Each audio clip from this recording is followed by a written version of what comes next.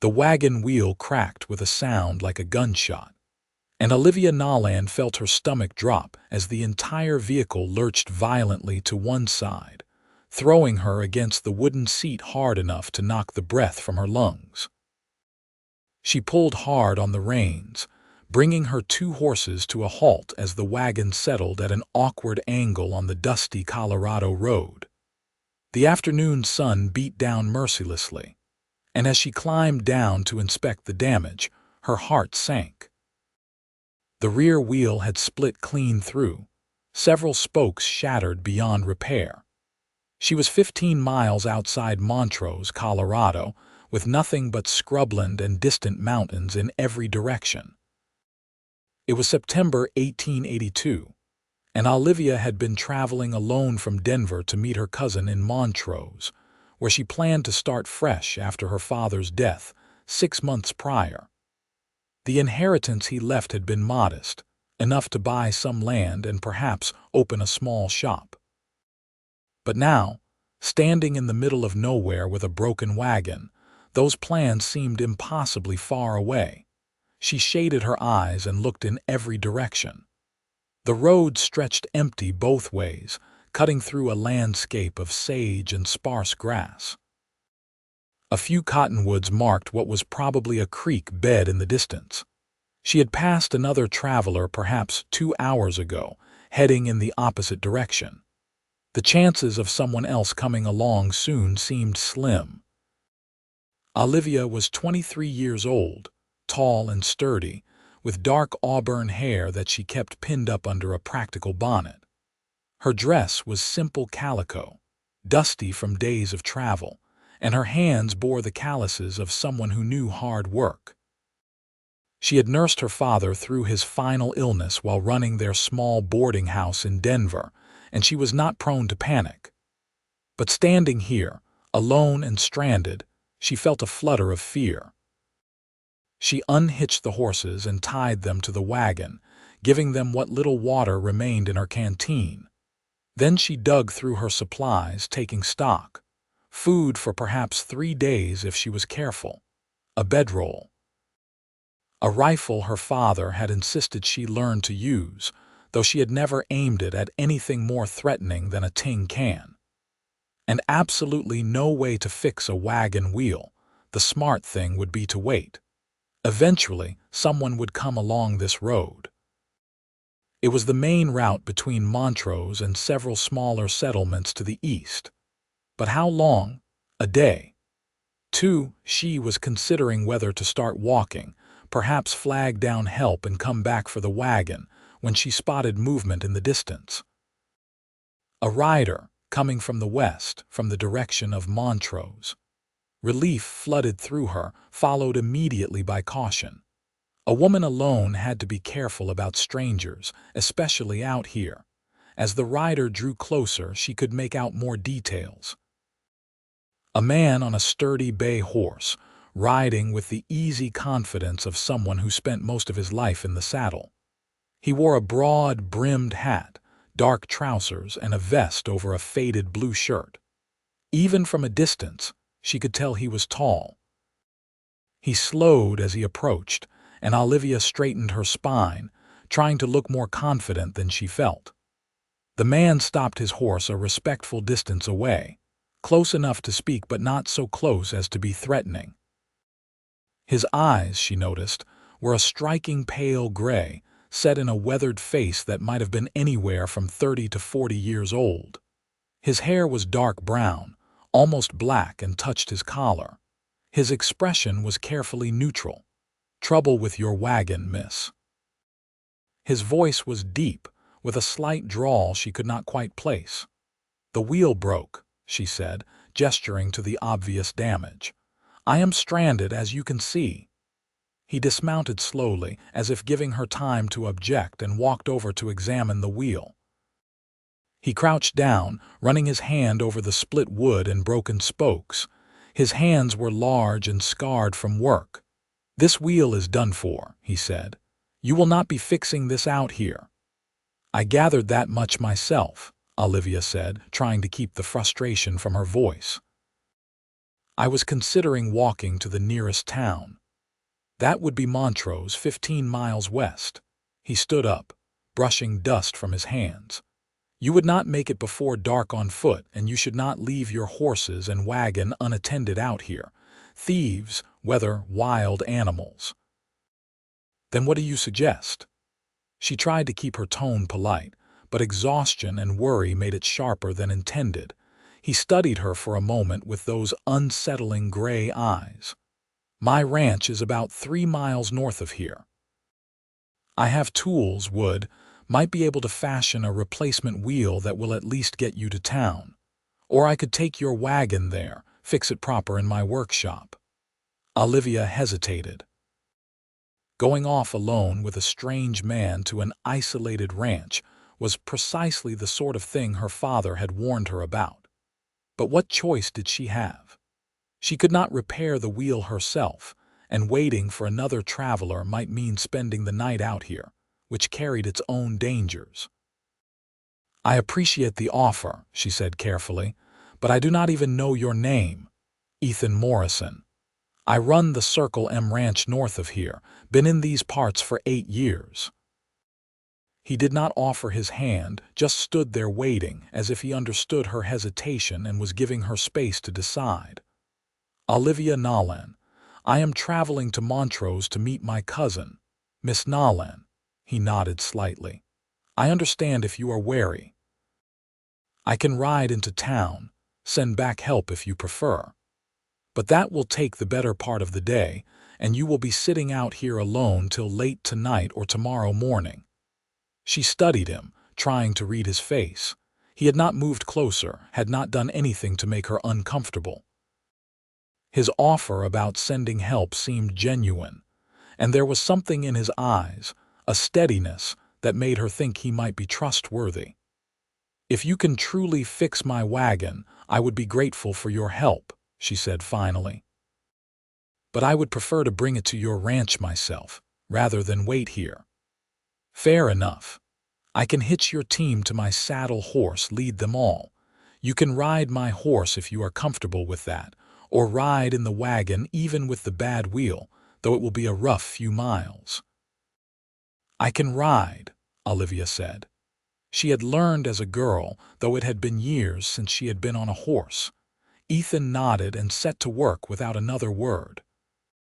He moved with efficient economy, unhitching her team and rigging a lead system that would allow his horse to guide them while bearing a rider. He adjusted his saddle stirrups for her shorter legs, then helped her mount with a hand on her elbow, the touch brief and impersonal. The wagon lurched and groaned as they started moving, the broken wheel dragging. Ethan walked alongside, leading the horses, and Olivia found herself studying him from her higher vantage point on horseback. He moved with a slight limp, she noticed, favoring his left leg. Old injury, probably. His face was weathered from years in the sun, with lines around his eyes that might have been from squinting or smiling, though she had not seen him smile yet. There was something remote about him, something closed off. They turned off the main road onto a narrow track that wound through the scrubland. The land here was dry but not lifeless. She saw evidence of cattle grazing, wildflowers clinging to existence, hawks circling overhead. The mountains rose purple and majestic in the distance. "Have you ranched here long?" she asked, more to break the silence than from real curiosity. 8 years, like I said, built most of the ranch myself. His answers were brief, not unfriendly but not particularly welcoming either. "Is it just you or do you have help? Got 3 ranch hands." "They are out with the herd right now, will be gone another 2 days. My foreman lives in the bunkhouse, the others prefer town." She noticed he had not mentioned a wife, which either meant he had none or he did not consider it relevant information for a stranger. The isolation struck her suddenly. She was riding toward a remote ranch with a man she did not know, and no one else would be there. She tightened her grip on the reins. As if sensing her renewed anxiety, Ethan said without looking at her, My neighbor, Mrs. Patterson, lives about a mile west. I can send word to her if it would make you more comfortable, have her come sit while I work on your wagon." The offer surprised her. "That is thoughtful, Mr. Morrison. Just being practical.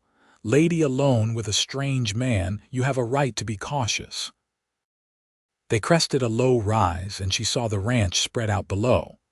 It was larger than she had expected, more developed. A sturdy two-story house built of timber and stone, weathered but well-maintained. A large barn, several outbuildings, corrals with horses. A windmill turned slowly in the breeze. Someone had planted cottonwoods around the house, and she could see a vegetable garden, surprisingly green. "You have built a good place here," she said, and meant it. "It serves." He did not elaborate. As they approached, a pair of dogs came running out, barking but with wagging tails. Ethan spoke to them sharply, and they calmed, though they circled with interest, sniffing at the horses and wagon. He helped her down from the horse, then set about unhitching the team and getting them settled in the corral with water and hay. Olivia stood in the yard, unsure what to do with herself. The house looked tidy, the yard well swept, not what she would have expected from a bachelor ranch. "You can wait in the house if you like," Ethan said, nodding toward the porch, "or out here in the shade. I will get started on the wheel. I would rather help if I can." He looked at her, seemed about to argue, then shrugged. "Suit yourself. I will be in the workshop." The workshop was attached to the barn, a space filled with tools that looked well used and well maintained. He had a proper workbench, saws, planes, chisels, everything needed for carpentry and repair work. She could see evidence of other projects, a rocking chair half finished in one corner, a carved wooden box. Ethan pulled the broken wheel off her wagon and set it on the workbench, examining it closely. "I can replace the broken spokes and reinforce the rim. Will not be pretty, but it should hold till you get to town and can have a wheelwright do a proper job." "How long will it take?" "Most of the afternoon, maybe into evening." He glanced at her. "You are welcome to stay for supper when I am done. Nothing fancy, but I have food enough. I could not impose further." "Not imposing if I offer. You have had a long day." He was already selecting pieces of wood, measuring them against the broken spokes. Olivia watched him work, fascinated despite herself. His hands moved with practiced skill, shaping the wood with a series of careful cuts and planes. He worked in silence, completely focused on the task. She found herself studying his face, the concentration in his eyes, the way his jaw tightened when a cut did not go quite right. "Where did you learn carpentry?" she asked. "My father was a wheelwright back in Missouri. Learned from him before I headed west." Another brief answer, offering no additional details. "What brought you to Colorado?" He did not answer right away, shaping another spoke before finally saying, "Needed a fresh start. Same as most folks who come west." There was something in his tone that discouraged further questions. Olivia fell silent, but she did not leave. She found herself oddly reluctant to go sit alone in the house or yard. Despite his taciturn nature, there was something comforting about watching him work, the steady rhythm of it. After a while, he said without looking up, "You can hand me tools if you want to be useful. That will speed things up." So she stayed, learning the names of tools she had never used, handing them over when he asked. His hands would brush hers occasionally with these exchanges, calloused and warm. He smelled like wood shavings and honest sweat, not unpleasant. As the afternoon wore on, she began to see the wheel taking shape, the new spokes fitted carefully into place. Ethan worked with a patience that surprised her, checking and rechecking measurements, shaving tiny amounts off here and there to get the fit just right. "You do good work," she said. "No point doing it poorly." But she thought she detected the slightest hint of pleasure in his voice at the compliment. The sun was sinking lower, painting the workshop in gold light when he finally stepped back. That should do it. Need to fit it back on the wagon, make sure it turns properly. Together they carried the repaired wheel out to her wagon. The dogs followed, having decided Olivia was acceptable. Ethan fitted the wheel onto the axle, tightening everything down with careful precision. Then he rocked the wagon, testing the wheel. It turned smoothly. "Take it slow when you head out tomorrow," he said. "This will hold, but no need to test it with speed." Tomorrow. She had assumed she would continue to Montrose tonight. "You will not make it before full dark, and that road has ruts that could damage the wheel again if you cannot see them properly. Better to start fresh in the morning." He wiped his hands on his trousers.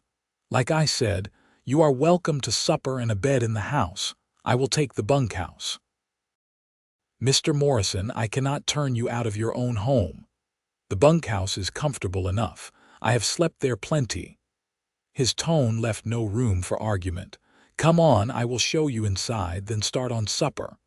The house interior surprised her again. It was clean and orderly, with decent furniture that looked mostly handmade. A stone fireplace dominated one wall of the main room with a bearskin rug in front of it. The kitchen was well stocked.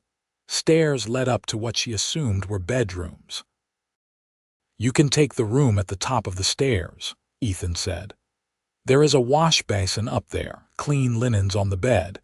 Take whatever time you need to settle in." She climbed the stairs and found a simple but comfortable bedroom, clearly the main one in the house. The bed was large, covered with a quilt in a pattern of blues and browns. The wash basin held clean water, and she took the opportunity to wash the dust from her face and hands. There was a mirror on the wall, and she looked at herself, seeing the weariness in her own eyes, the tension in her shoulders finally beginning to ease. When she came back downstairs, Ethan was in the kitchen, moving around with the ease of someone comfortable with cooking for himself. He had set out bread, butter, and was frying ham and eggs in a large skillet. "Can I help with anything?" she offered. "Coffee is on the stove if you want to pour us both a cup. Mugs in the cupboard there." They settled into an easy rhythm, and soon they were sitting at the kitchen table with simple but filling food. Olivia realized she had not eaten since early morning and was ravenous. They ate in silence for a while, but it felt less awkward now, more companionable. "This is good," she said. "Thank you again for all your help today. I do not know what I would have done if you had not come along. Someone else would have eventually." He took a sip of coffee. "But I am glad I could help."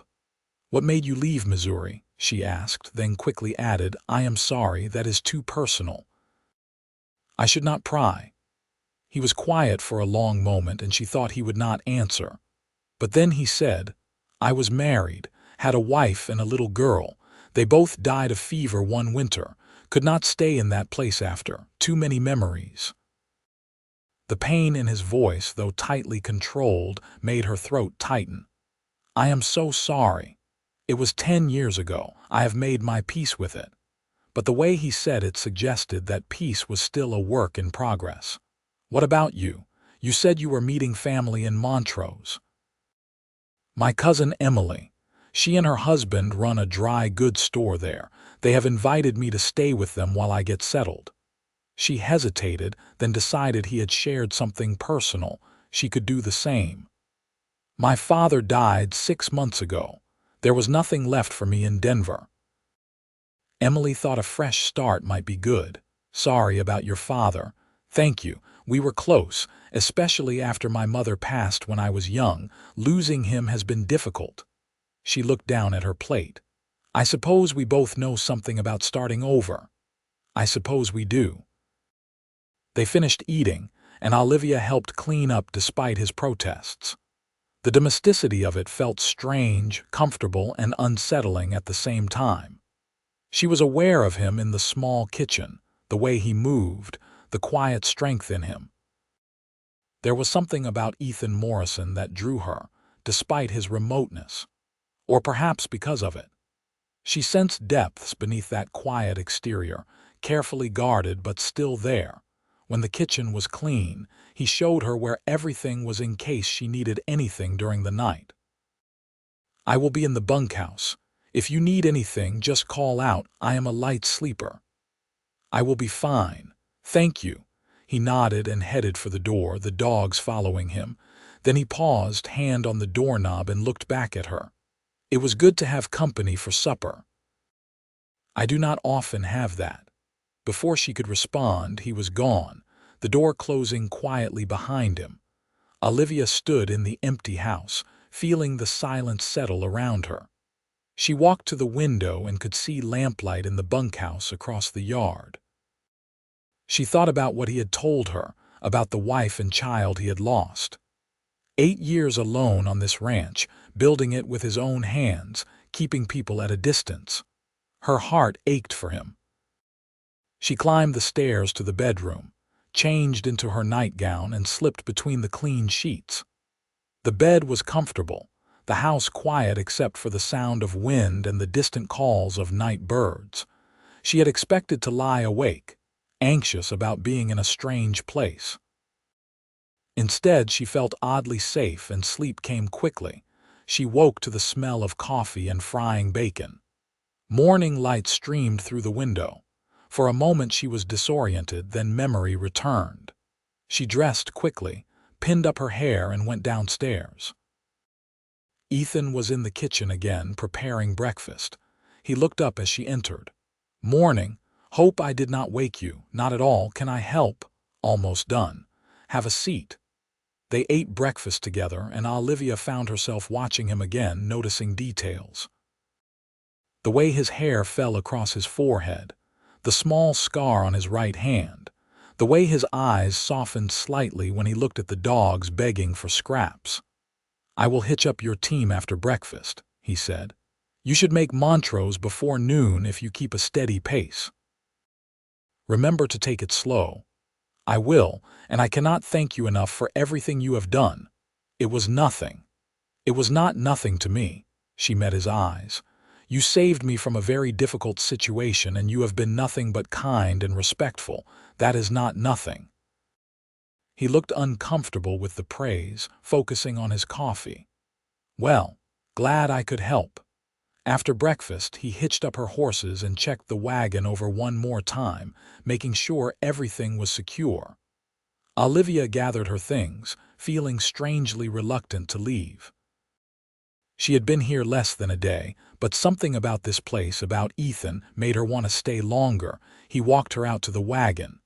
The morning was cool and fresh, promising another hot day later. The dogs circled, sensing departure. "Safe travels, Miss Nolan. I hope you find what you are looking for in Montrose." "Thank you, and thank you again for everything."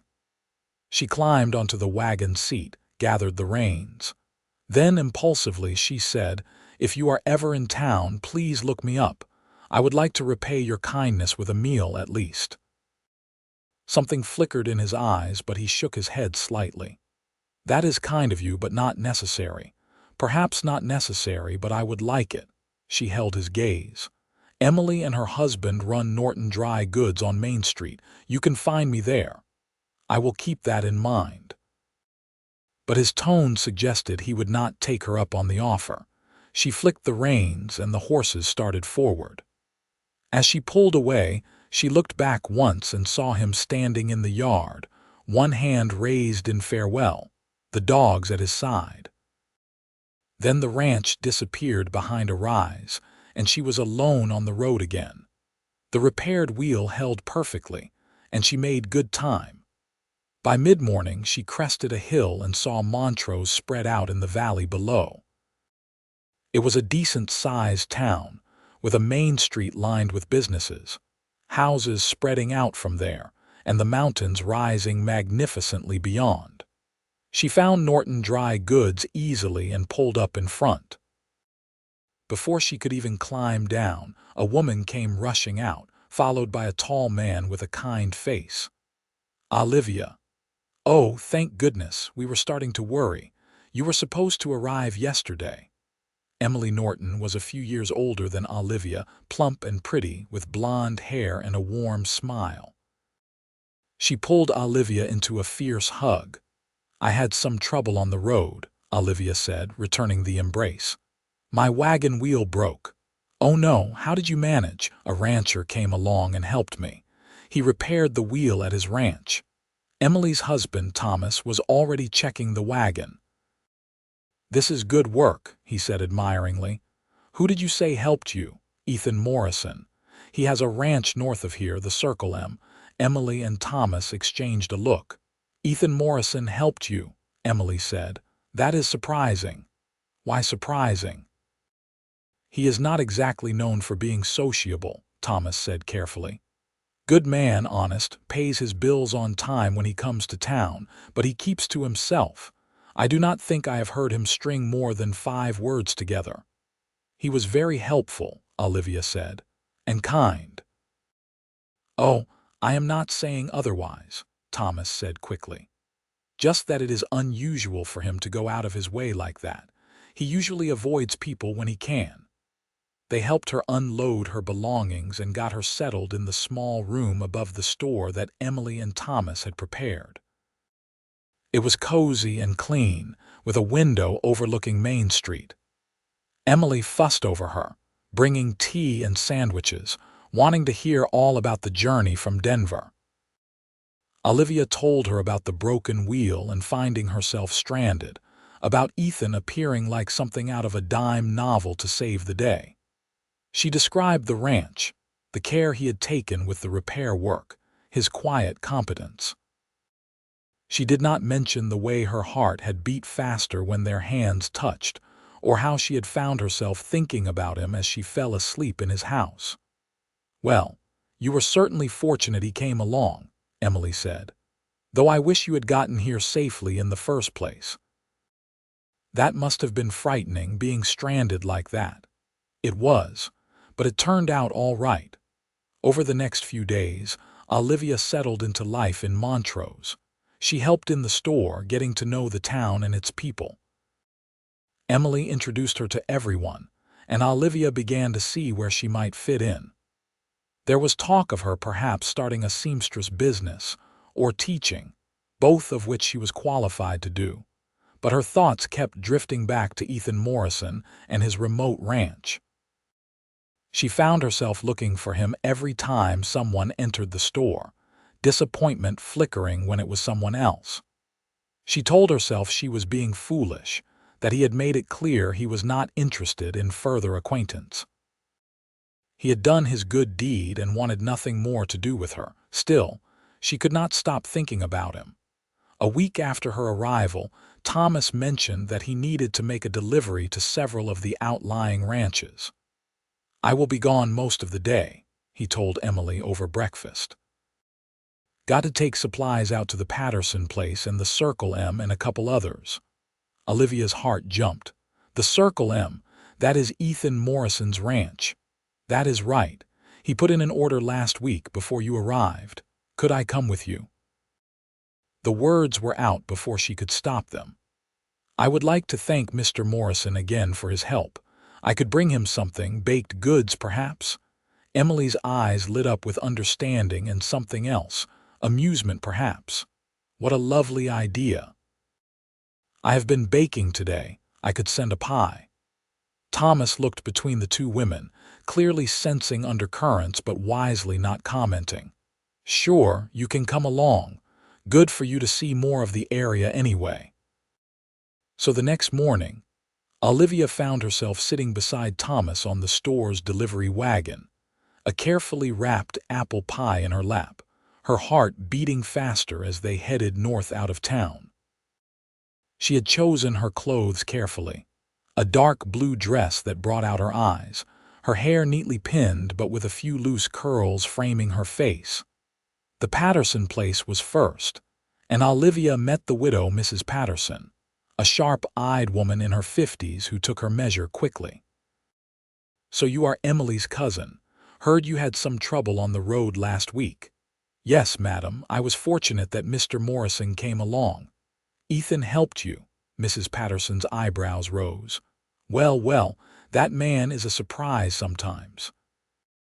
Keeps to himself so much you would think he was a hermit, but he has a good heart when someone needs help. He was very kind. Lost his wife and baby years ago, did he tell you? Before he came here. Terrible thing. I think he came west to get away from the pain of it, but you cannot outrun grief. It follows you. She shook her head. I have tried to be neighborly, but he keeps those walls up high. Still, he is good to have around. Helped me fix my roof last spring, would not take a penny for it. They continued on to the Circle M, and as the ranch came into view, Olivia felt her palms grow damp. What if he was angry that she had come? What if he thought she was being forward? The dogs announced their arrival, and Ethan emerged from the barn, wiping his hands on his trousers. He stopped when he saw Olivia sitting beside Thomas, and she could not read his expression. "Morning, Morrison," Thomas called cheerfully. "Got your supplies. And Miss Nolan wanted to come along, brought you something to thank you for helping her." Ethan walked over slowly. His eyes met Olivia's, and she saw surprise there and something else she could not identify. "Miss Nolan, this is unexpected.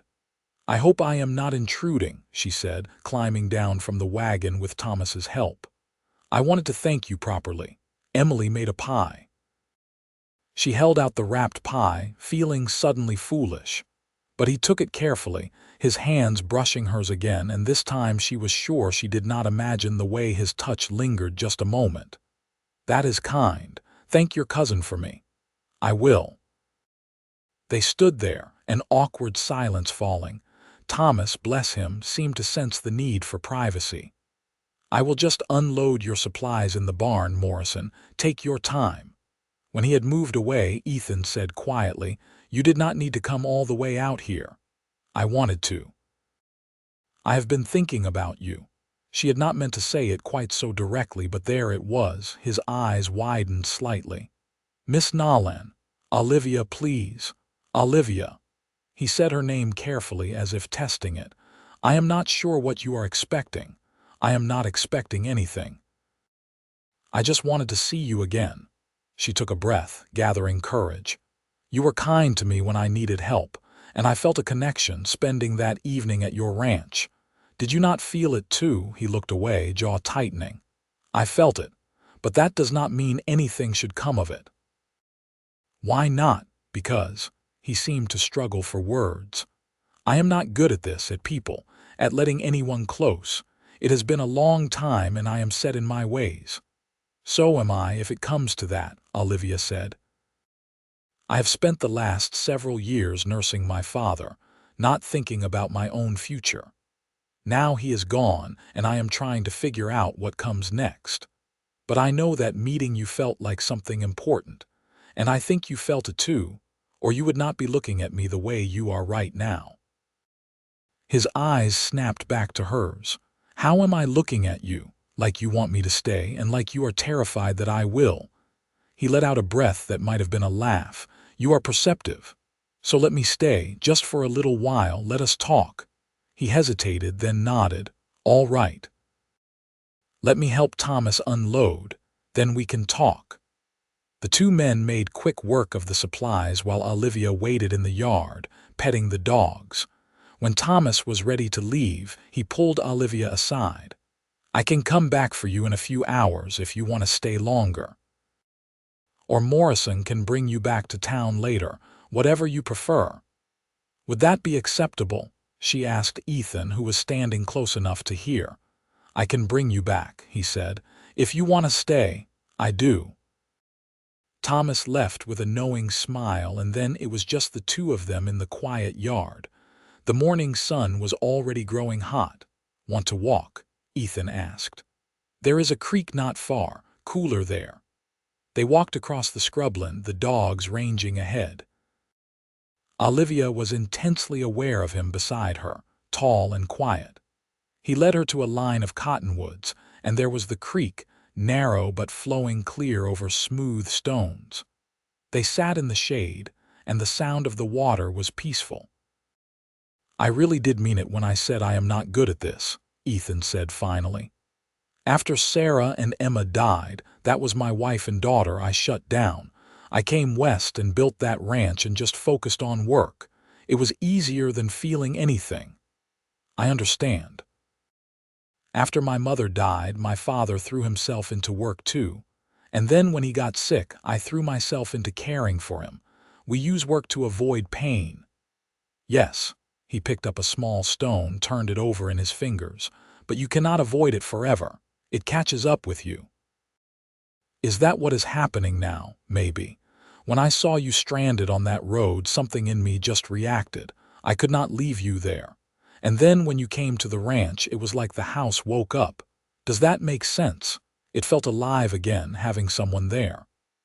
Olivia's heart ached. "Oh, Ethan, I know I should have kept my distance, but I could not. And now you are here and I do not know what to do." He looked at her, and she saw the vulnerability in his eyes, the fear. "I am not sure I know how to let someone in anymore. Then we will figure it out together. One step at a time." She reached out carefully and took his hand. His fingers closed around hers, warm and strong. "I am not asking for promises or declarations. Just let me know you. Let me be your friend if nothing else." "Friend," he repeated, as if considering the word. Then, so quietly she almost missed it, "I think I would like that." They sat by the creek for hours, talking more easily as the initial awkwardness faded. He told her about his life in Missouri, the wheelwright business he had been learning before tragedy struck. About coming west and finding this land, building the ranch from nothing. About the hard winters and the dry summers, the constant work that kept him too busy to think. About his hands, who were good men, loyal and hardworking. She told him about her childhood in Denver, about learning to run a boarding house while still a girl after her mother died, about the long nights sitting with her father as he slowly faded, about her hopes and fears for the future, her uncertainty about where she belonged.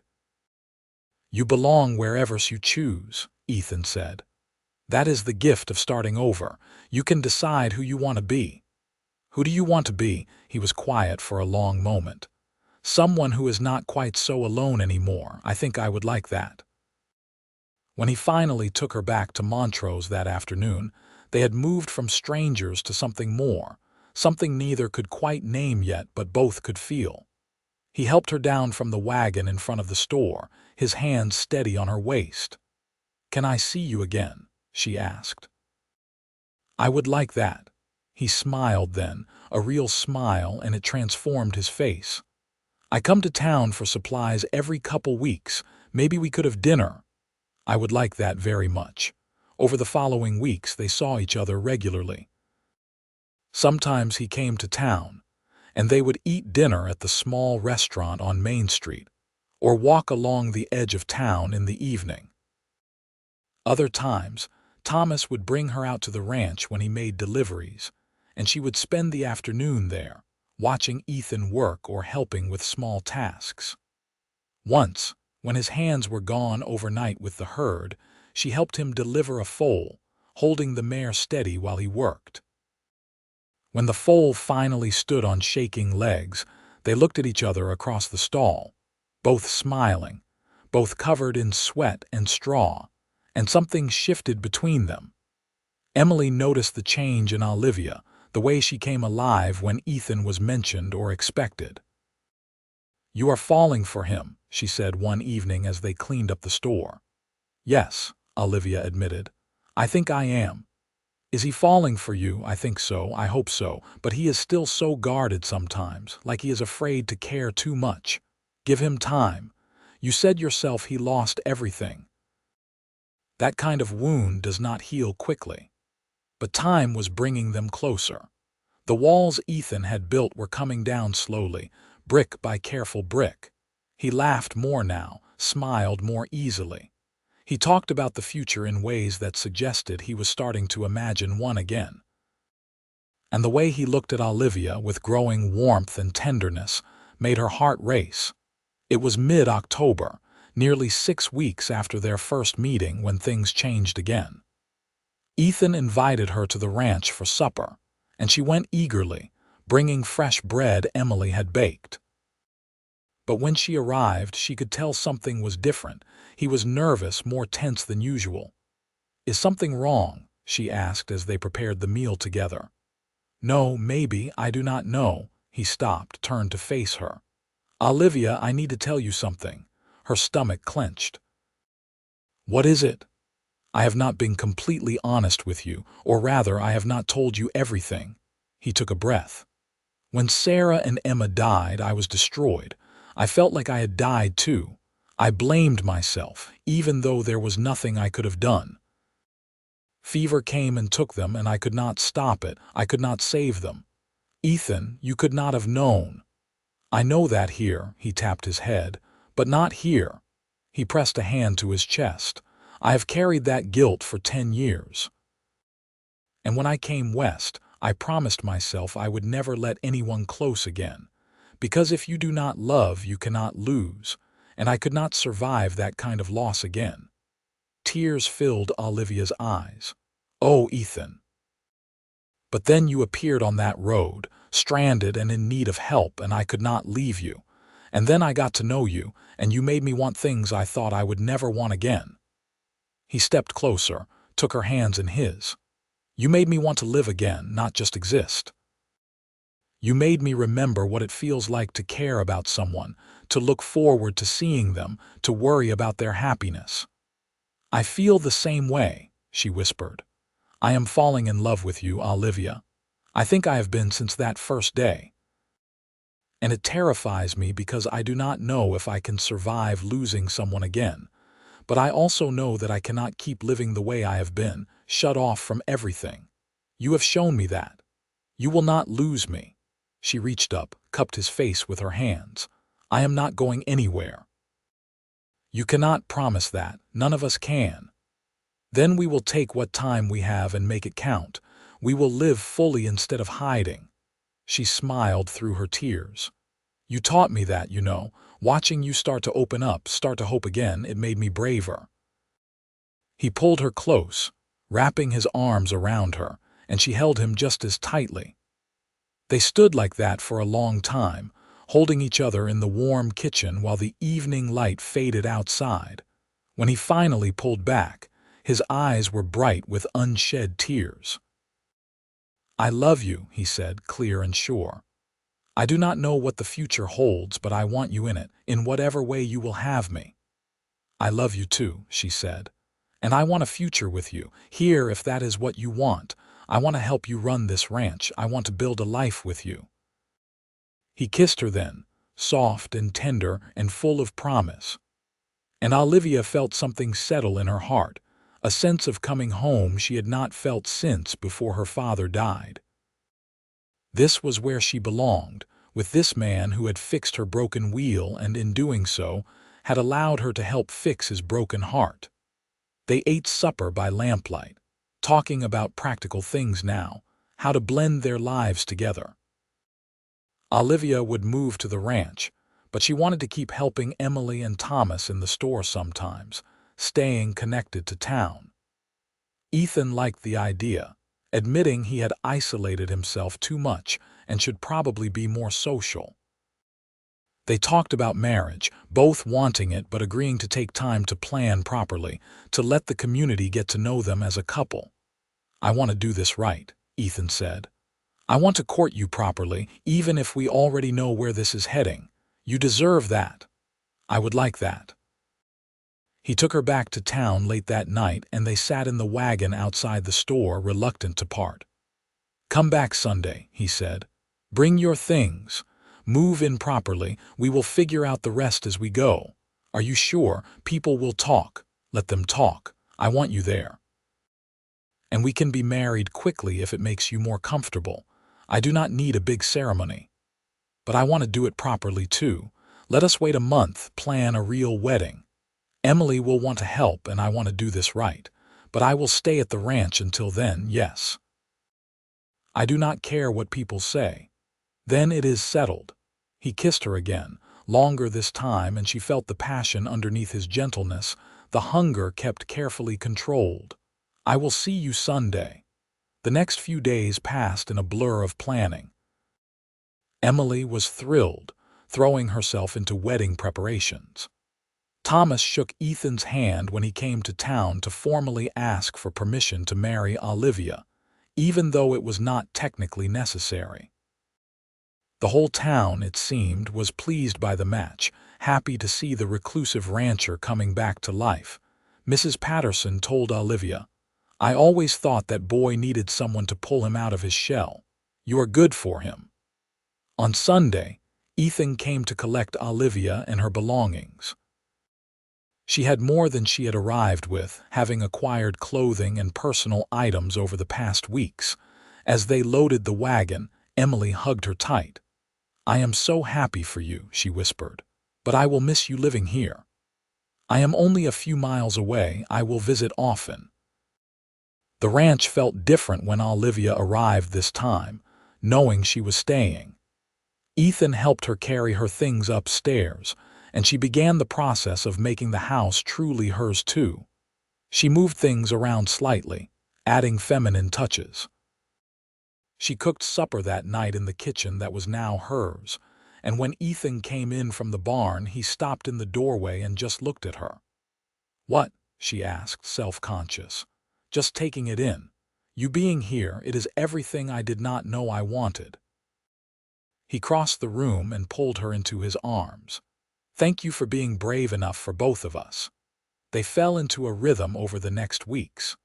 Olivia learned the routines of the ranch, taking over much of the household management and helping with the animals when needed. She discovered she loved ranch life, the physicality of it, the connection to the land.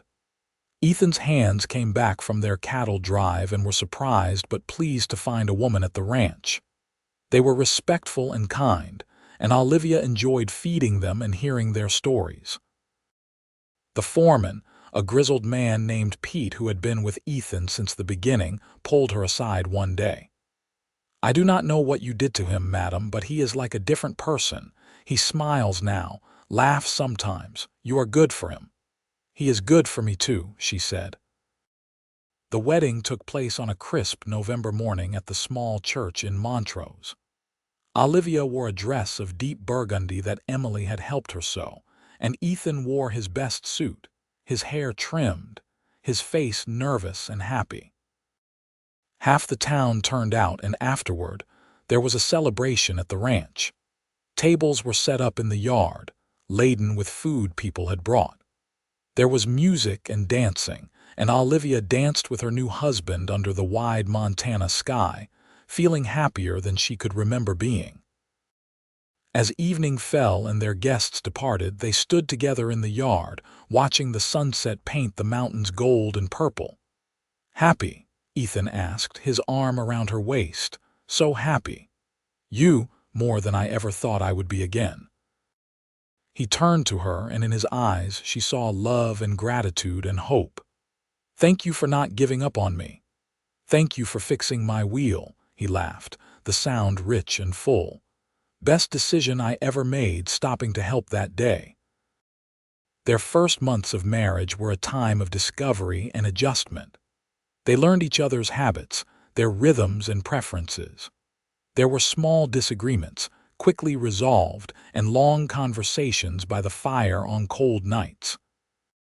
They worked side by side, Olivia proving herself capable and willing to do whatever needed doing. She learned to ride better, to help with the horses and cattle, to handle a rifle with confidence. Winter came hard that year, with deep snows that isolated them for days at a time. But Olivia loved those snowbound days, the forced intimacy, the long nights curled up together under thick quilts.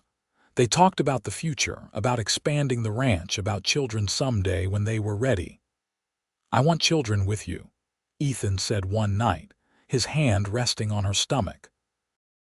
"But I am also terrified." "I know, but we cannot let fear rule our lives."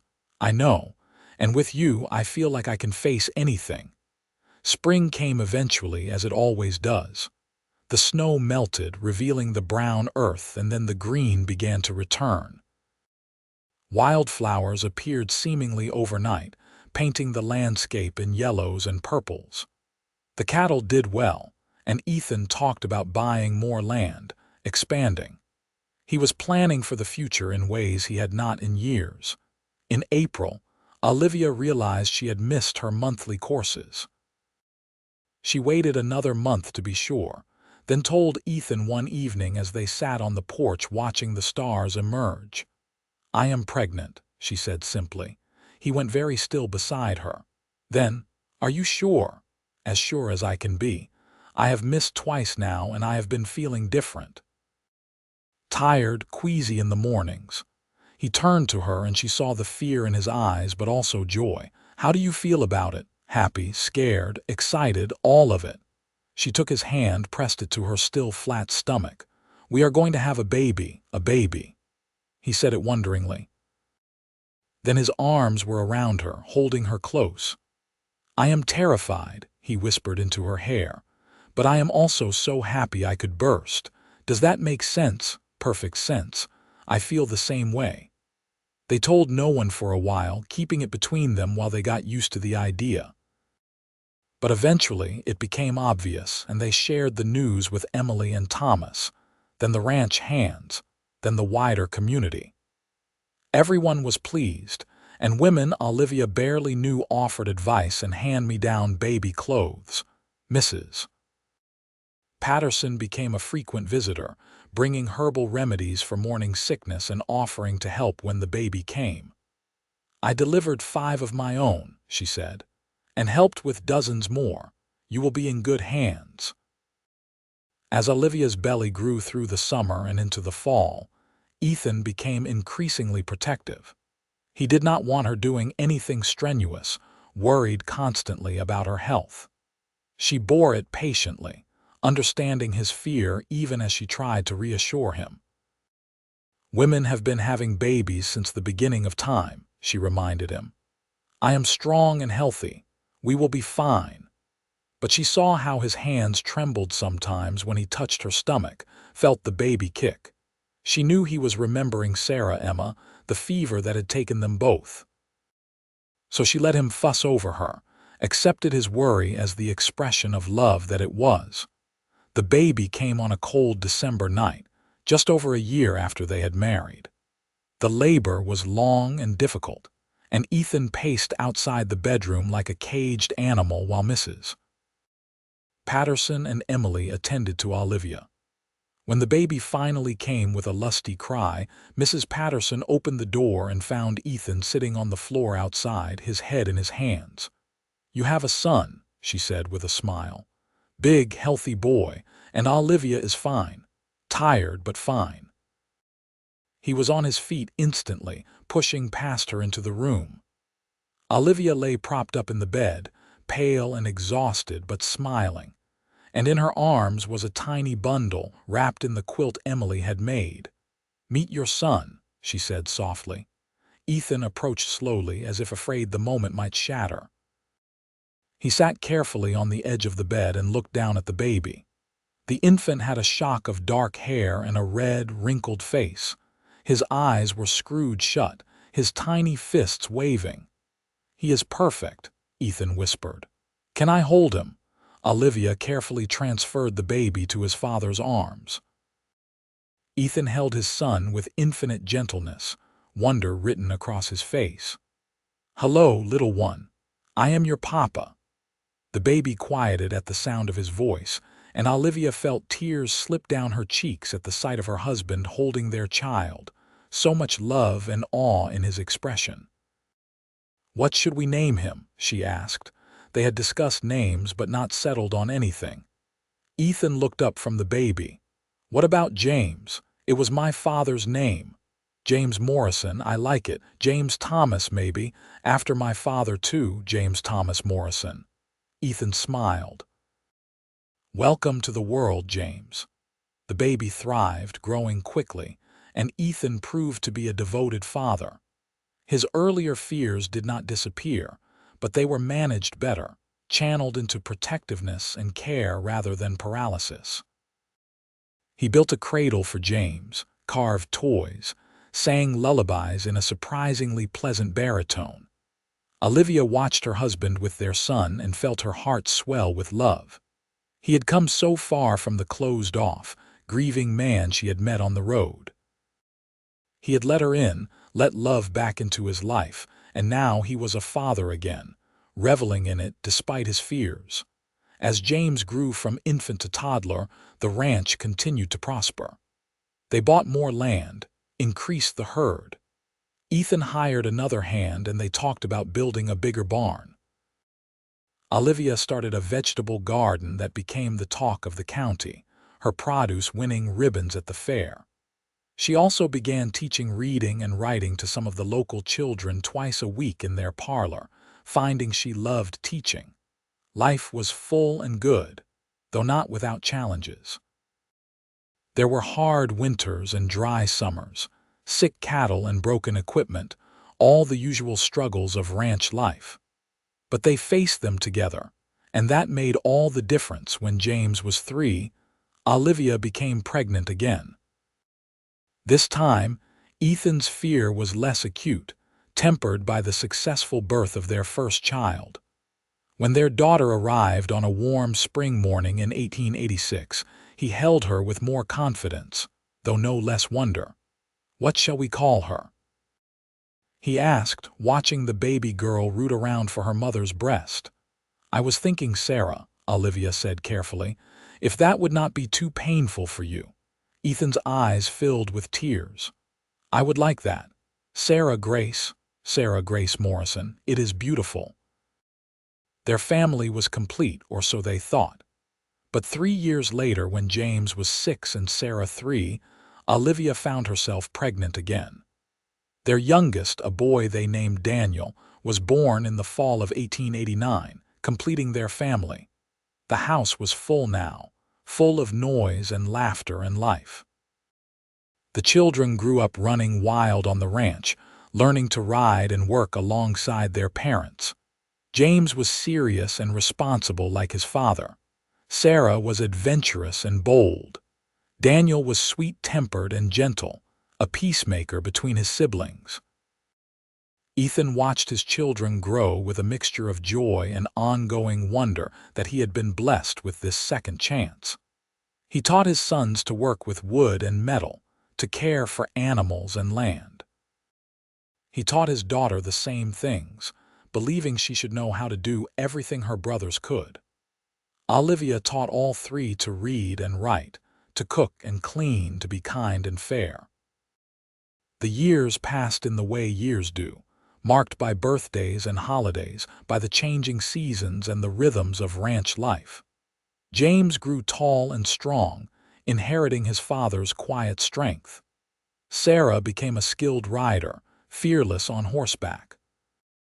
Daniel showed an early talent for music, playing the fiddle his father bought him with surprising skill. As their children grew, Ethan and Olivia grew together too, their love deepening and maturing. They had their disagreements, their hard moments, but the foundation they had built was solid. On their 10th anniversary, Ethan took Olivia's hands and said, "You saved my life, you know, not just that day on the road, but every day since. You gave me back myself." "You did the same for me," she said. "We saved each other." The children left home eventually, as children do. James took over running the ranch when Ethan's arthritis made the work harder. He married a girl from town, a teacher named Alice, and they built a house on the far side of the property. Sarah married a traveling merchant and moved to Denver, though she visited often. Daniel went to study music in St. Louis, returning home every summer. Ethan and Olivia became grandparents, delighting in the parade of grandchildren that followed. They grew old together, their hair turning gray, their bodies slowing down, but their love never diminished. They still sat together on the porch in the evenings, watching the sun set over the mountains, their hands clasped. "You remember the day we met?" Olivia asked one evening when they were both in their 60s. "Every detail," Ethan said. "You were standing next to that broken wagon, trying so hard to look brave, and I took one look at you and something in me cracked open. The wheel on my wagon was not the only thing that broke that day. No," he smiled. "Your broken wheel and my broken heart both got fixed in the end. Best thing that ever happened to me, that wheel breaking. Best thing that happened to me too. Well, second best. Best thing was deciding to stop and help." She leaned her head on his shoulder. "I love you, Ethan Morrison. I love you too, Olivia Morrison. I love you too." They lived to see their children settled and happy, their grandchildren thriving. The ranch continued to prosper under James's management, and the Morrison name became well respected throughout Colorado. The house Ethan had built remained strong, filled with the memories of a life well lived. When Ethan died peacefully in his sleep at 72, Olivia grieved deeply but not bitterly. They had been married for 45 years, and she had loved him every one of those days. She lived another 5 years, surrounded by family, before joining him.